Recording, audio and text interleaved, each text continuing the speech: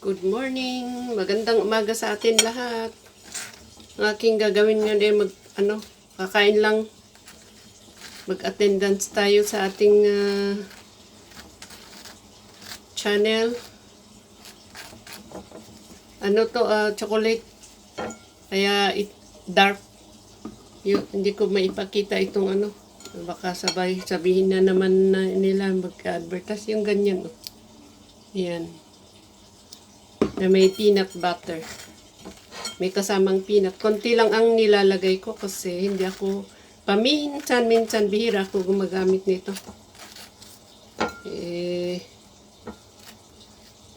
Kapag gusto lang, pero hindi ko talaga masyado ginagamit ito. Ano ba, ang bilis naman ng minutes. Okay pala, ito hindi siya masyadong matamis. So, ayan. Hindi na natin lalagyan itong isa kasi masobrahan na tayo. Yan. Pero ayaw kong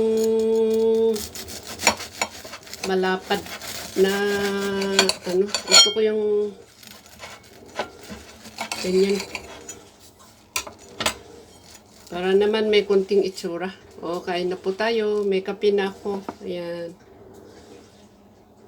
Pasalamat muna tayo. Nabasa ko na kapag daw na-search ko pala. Older sorry po. Older people, older person na po tayo.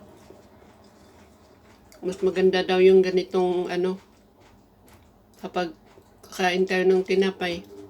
Mas maganda daw itong wheat bread. Yan. Yan. Whole wheat. Mas maganda sa older adult. Sabi dito sa Google.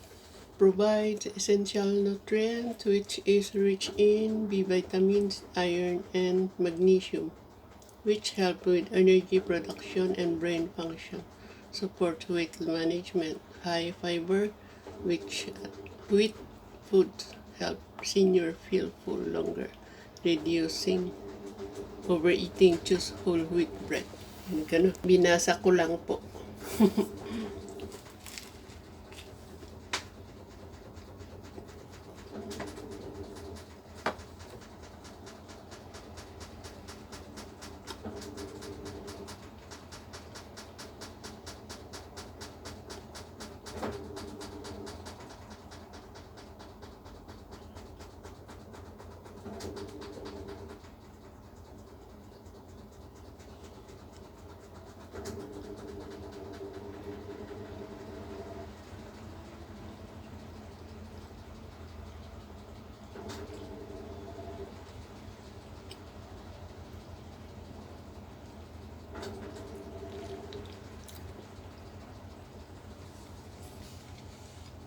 Huh?